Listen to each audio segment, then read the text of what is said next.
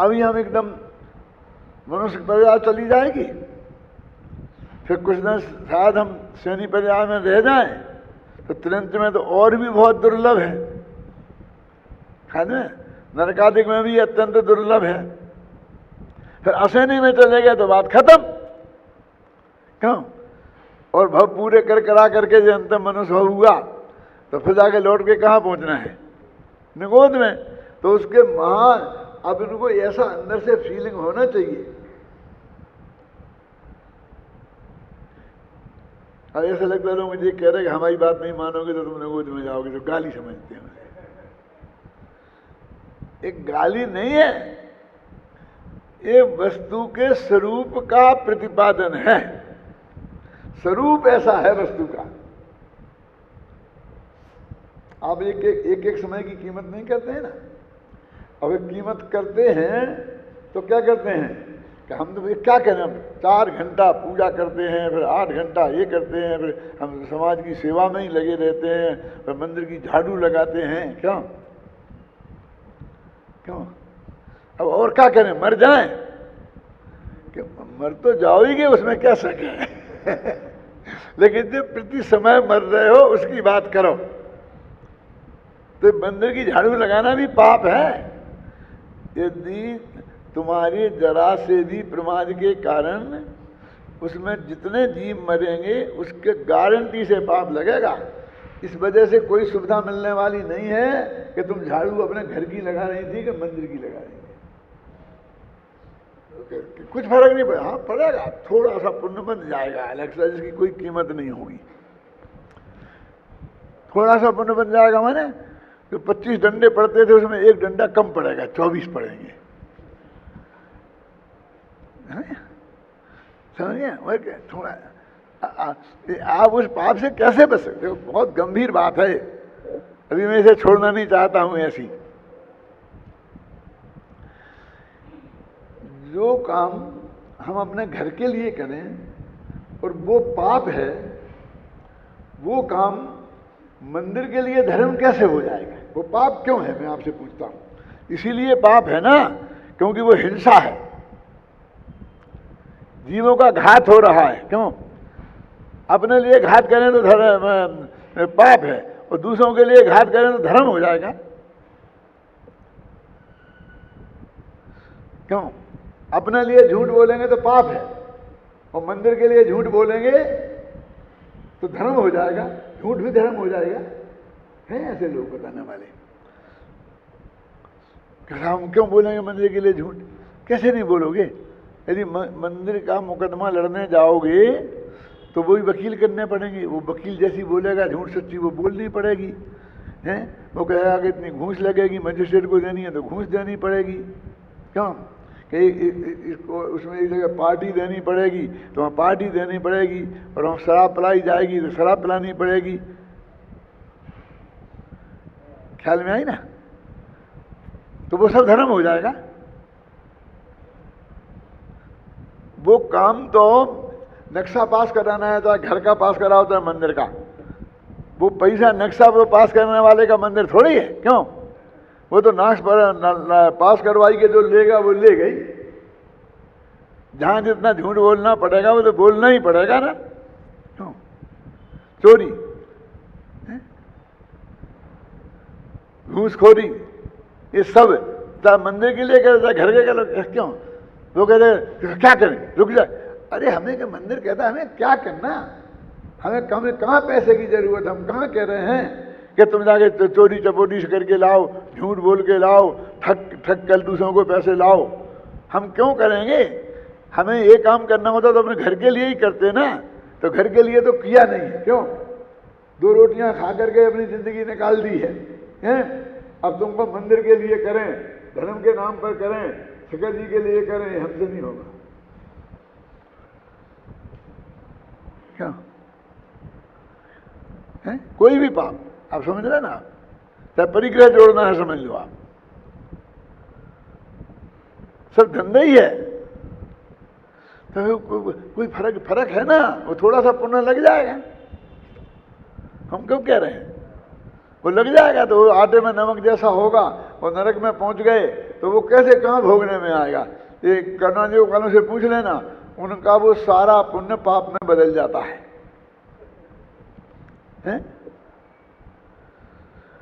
वो संक्रमण वगैरह इसके लिए ही है, तुम्हारे पुण्य को पाप में बदलने के लिए।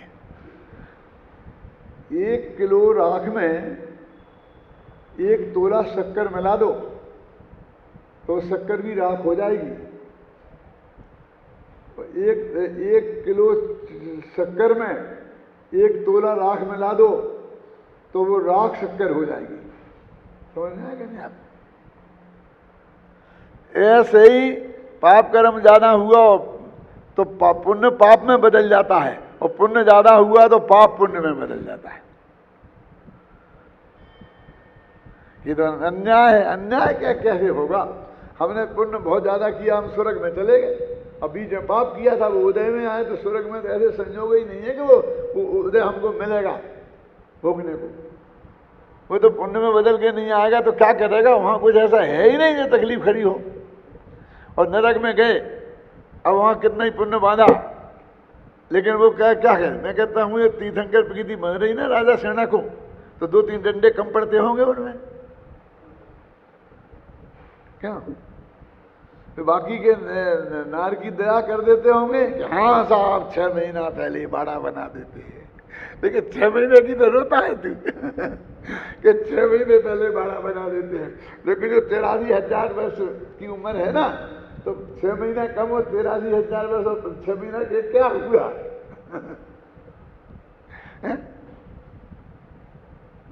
उनका क्या हुआ बताइए? जब तीर्थंकर प्रकृति बांधी है तो और पुण्य भी तो बांधा ही होगा ना, क्या हुआ? इसलिए बंदे के चक्कर में कुछ मत रहो कि ये करुणान योग के सिद्धांत से लोग क्या अर्थ निकालते हैं शांति जी। करुणान योग वाला कोई दिखता नहीं है यहाँ, तो मैं सुन तो रहे हैं लोग, मैं जानता हूँ, अन्ना जी तो सुन ही रहे होंगे। मैं कहता हूँ कि देखो बदल सकते हैं हम, इसलिए कोई चिंता करने की जरूरत नहीं है, पाप को हम बदल देंगे पुण्य में। अरे उसकी फिक्र मत, उसकी बात कहेंगे बहुत जीरो की बात है कि कौन लाखों लोग का पुण्य पाप में परिणमित होता है, क्यों? इसलिए इसके बदला बदली के चक्कर में मत पड़। हमें तो कर्म ही नहीं बांधना, हमें तो बंद से ही ख्याल में आई ना उस बात को ही सोच कि इनका क्या भरोसा, ये पुण्य भी पाप में बदल जाएगा, ऐसा सोच पाप पुण्य में बदल लेंगे हम। क्या रे बारे बारे वाह, कर लो पाप, बाद में पुण्य करके बदल लेंगे हम। कितना? 1 करोड़ रुपया कमाएंगे और 1 लाख दे के उसे सब पुण्य में बदल लेंगे। क्यों? वो 1 लाख का पुण्य 1 करोड़ के पाप में बदलेगा, काय में बदलेगा? बोलिए। वो तुम्हारा पुण्य भी काय में बदलेगा, पाप पुण्य में बदलेगा वो।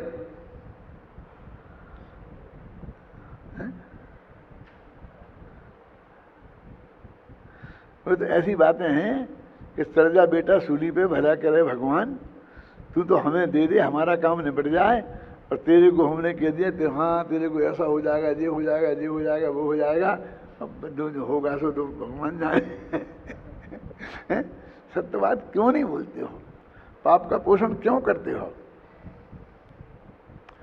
मुझसे अभी कहीं पे था, सूरत में या बड़ौदा में, एक बहुत मार्मिक प्रश्न पूछा गया था, और वो एक अजैन ने पूछा था, अब नाम याद आ गया मुझे। एक डॉक्टर भानु वर्मा करके डॉक्टर है अजैन, और वो एलर्जी का डॉक्टर है। वो मेरे व्याख्यान सुनने रोजाना आता था, ख्याल में आई ना। और फिर उसे मालूम पड़ा कि मुझे एलर्जी है, तो मेरे इलाज के लिए भी मेरे घर आया और वो सब किया।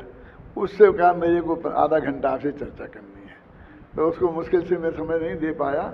मंदिर के पीछे ऐसे प्रश्न के बाद कमरे में बैठ के, चलो भाई तुम कर लो जल्दी, बात क्या करोगे। तो उसने ये कहा, मुझे मान ये बात पूछी क्या कि साहब हमने सुना है कि जैन धर्म में ये लिखा है कि कभी कभी झूठ बोलना भी धर्म है। अब उसे आप समझे ना, ऐसे कई उदाहरण हैं शास्त्र में, परमिशन दी गई है। तो आपका क्या कहना है? मैंने कहा ये बिल्कुल ही गलत बात है सुनना। और उदाहरण क्या दिया जाता है वो मैंने उन्हें सुनाया था, वो तो मैं भी सुना देता हूँ। कोई ये टीवी पे जाएगा तो सारी दुनिया भी इसे सुन लेगी कि नकली पोजीशन खड़ी करके जिसकी संभावना बहुत क्षीण है और उस झूठ बोलने की परमिशन दिलाना किसी तरीके से वो सबसे बड़ी गलती है। बोले क्या मतलब? मैंने कहा देखो कि एक गाय जा रही थी और एक साधु महात्मा वहाँ बैठे थे, जो बताते हैं ना लोग। अब वहाँ से कसाई दौड़ा दौड़ा आया पीछे पीछे और कहा महात्मा जी गाय कहाँ गई है? तो गाय इधर को गई थी।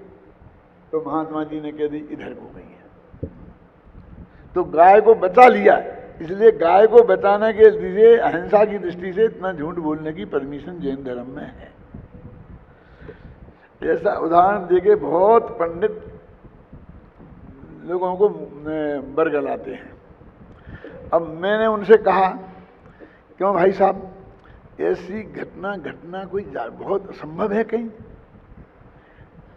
गाय भाग रही हो, कसाई पीछे पीछे दौड़ रहा हो है? और महाराज से पूछे और महाराज ने बचा ली, तो क्या घंटे को बचा लेंगे महाराज? आखिर वो गाय प्लेन में बैठ के तो भाग जाने वाली नहीं है, वो 1 घंटे बाद पकड़ लेगा वो। क्यों? और उसके लिए महाराज ने अपनी जिंदगी भर का सत्यविद तोड़ करके झूठ बोल दिया। तो क्या बोले? बता दे कि हाँ हो गई। दो पकड़। अरे मैंने कहा भैया एक तीसरा रास्ता भी है ना, कि क्या कि महाराज चुप नहीं रह सकते, हर एक के हर प्रश्न का जवाब देना जरूरी है। कोई ये पूछे कि गाय किधर को गई है, इस प्रश्न का उत्तर देना हर महाराजों को जरूरी है। क्यों? वे चुप नहीं रह सकते हैं, एक मौन भी है ना। चुप रहेंगे तो भी तो उनने नहीं बताया, ख्याल में आई ना। इसलिए झूठी कल्पना करके झूठ को बोलने की परमिशन देना। तो मैंने एक सच्ची घटना सुनाई थी, जब हम मुरैना विद्यालय में पढ़ते थे और 11 वर्ष के रहे होंगे। दादा आपको याद है कि नहीं? हम एक नाटक देखने गए थे, जो वहाँ पर वो है ना गुप्ता स्टोर के सामने वो स्टेज बनती थी, वहाँ हो रहा था। मैं नाटक बताता हूँ तो आपको याद आ जाएगा। उस नाटक में क्या दिखाया जा रहा था कि एक वेश्या ने एक सेठ को फंसाया, और वो सेठ सुदर्शन सेठ जैसा था, बहुत शुद्ध सात्विक सदाचारी, पकड़ में आ गया था वहाँ। तो वेश्या उसे कह रही थी कि यदि तुमने मेरी बात नहीं मानी, और मेरी बात मानने का मतलब समझ गए आप सब लोग, क्यों? तो मैं जहर खा के मर जाऊंगी और उसकी हत्या का पाप तुम्हें लगेगा। अब सेठ बहुत तकलीफ में कि ये मर जाएगी तो हत्या का पाप मुझे लगेगा, अब इसलिए मेरे को ये करना चाहिए। माने इस तर्क से उस सेठ के भ्रष्टपनों का औचित्य सिद्ध किया जा रहा था। उस वक्त भी जब मैं 11 साल का था, मेरे दिमाग में एक प्रश्न खड़ा हुआ था कि क्या बेवकूफ़ी है, यदि ये मर जाएगी तो इसकी जिम्मेवारी इसकी है। ये तो कल कहेगी मैं जहर खा लूँ, नहीं तो ये जहर खा लेगी, तो मैं जहर खा लूँगा। अरे 6 दफे मर जा, हमारी जिम्मेवारी थोड़ी है। हम क्यों भ्रष्ट होंगे कि यदि मैं नहीं इसका साथ समागम करूँगा तो ये जहर खा के मर जाएगी, तो इससे इसको मैंने बचाया, तो मैंने जीव दया की है। क्यों? दया इसका नाम है कि जो हमारी न्याय की मर्यादा है उसमें हम कोई मांस भक्षी, यदि वो हम उसे मांस नहीं खिलाएंगे तो मर जाएगा, शेर है तो हम मांस खिला देंगे शेर को। क्यों? ये कौन सा तर्क है? उस वक्त भी मेरे दिमाग में विद्रोह उठा था 11 वर्ष की उम्र में। जब मुझे पढ़ने के लिए गए हुए 1-2 साल ही हुए होंगे, क्योंकि मैं 8 वर्ष की उम्र तक तो अपने गांव में ही नंगा फिरता था। ख्याल नहीं ना? और 10 वर्ष की उम्र में वहाँ चला गया था पहली क्लास पास करके। बस तुम लोग लक्ष्मीदान कौमुदी 10वीं क्लास पास करके पढ़ता है, मैंने पहली क्लास पास पढ़ के सीधी लक्ष्मीदान कौमुदी पढ़ी है। और उस वक्त भी मैं अपने सब सहपाठियों को पढ़ाता था। क्या 13 विद्यार्थी मेरी क्लास में थे, तो 12 मेरे गुरुजी कहते थे हुकुमचंद समझ में आ गया कि हाँ आ गया है, तो इन्हें समझा दें। उसे कौमुदी को लगाना बोलते हैं। आज बोलते कि नहीं बोलते कि कौमुदी लगवा देना है, तो ये करना। तो उस वक्त भी मेरे के नहीं, ये बिल्कुल रॉन्ग है, ये टोटली रॉन्ग है। ये भी मैंने उसको बताया डॉक्टर को। कहीं कोई ऐसा कोई घटना घट गई और किसी व्यक्ति ने ऐसा प्रयोग कर भी लिया हो तो वो उसके जैन धर्म की नासमझी की वजह से है। टोडरमल जी कहते हैं ना कि ग्वाले ने मुनिराज को तपाया, तो ग्वाले की नासमझी की वजह से ग्वाले की हमने प्रशंसा कर दी, लेकिन वो काम सोचकर और सज्जनों को तपाना उचित नहीं है। ग्वालों ने तपाया था, उसकी प्रशंसा करी, उसकी वजह से वो मोक्ष गया, और ऐसा हो गया, फिर उसमें कुंद कुंद बन गया, फिर ये हो गया, ये हो गया, सारी बस उसी घटना से सब कुछ हो गया। क्यों? ये ऐसी गलत उदाहरण करके पाप का पोषण किसी कीमत पर नहीं होना चाहिए, समझे ना। मेरी जो शुद्ध सात्विक वृत्ति है, मैं उसके भीतर ही परोपकार कर सकता हूं, समझ ना। लेकिन मैं अपनी मर्यादाओं को भंग करके, मैं अपने व्रत नियमों को भंग करके और खुद पाप में पड़कर दूसरे को पाप से बचाऊं, ऐसी करुणा जैन धर्म में नहीं है। तो क्या करते हुए सेठ जी फिर बोलो? लोग आप बताओ पंडित जी, आपकी दृष्टि से क्या है? यदि वो सेठ जी पंडित जी थे तो उसे समझाते क्या कि भाई तुम ऐसे मर जाएगी तो नरक में गोद जाएगी, एक खोटा काम तो ये कर रही है, और आत्महत्या करके वाले स्वर्ग नहीं जाते हैं, नरक ही जाते हैं, कि मेरे माथे क्यों लगेगा? मैंने क्या किया इसमें? मैं क्या कर रहा हूं? श्रीमद का एक बहुत बढ़िया उदाहरण है, शायद पहले मैंने दिया है कि नहीं।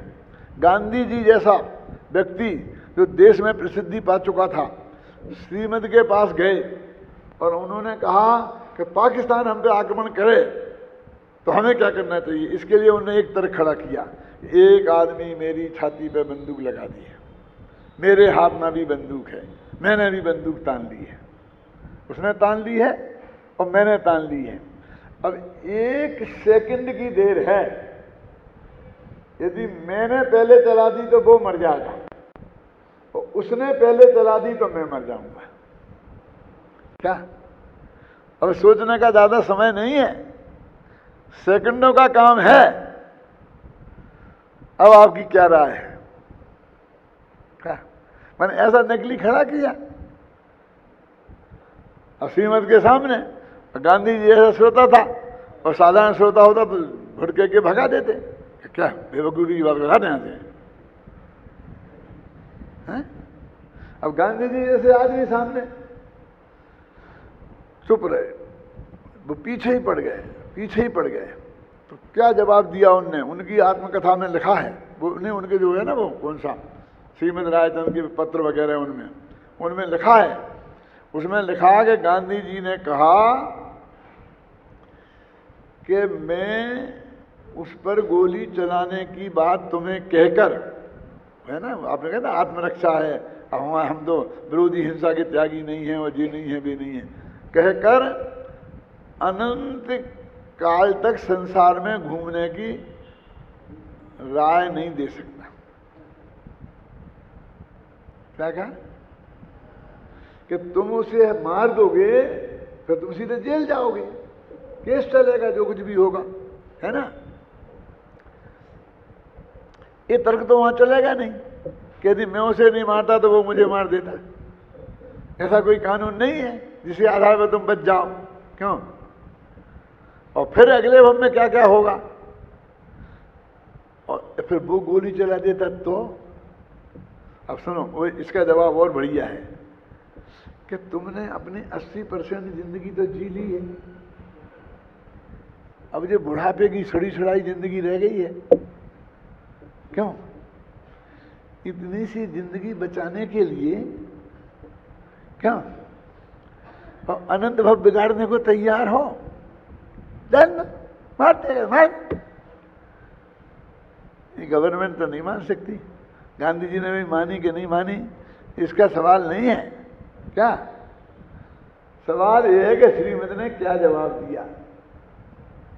कहने साहब हम तो संकल्पी हिंसा के त्यागी हैं, विरोधी के नहीं हैं, विरोधी को तो हम मार सकते हैं, और ऐसे रास्ते निकाल करके उन्होंने कोई ये कोशिश नहीं की। क्या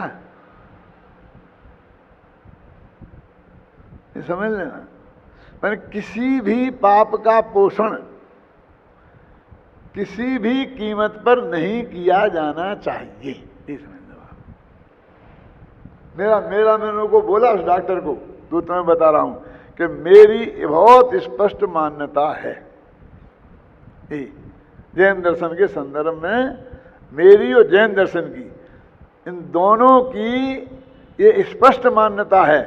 और जहां तक मैं समझता हूं वहां तक की बात नहीं है जी, मैं पूरी तरह समझता हूं और यही बात मैं आपसे कह रहा हूं। क्या वो जमाना गया?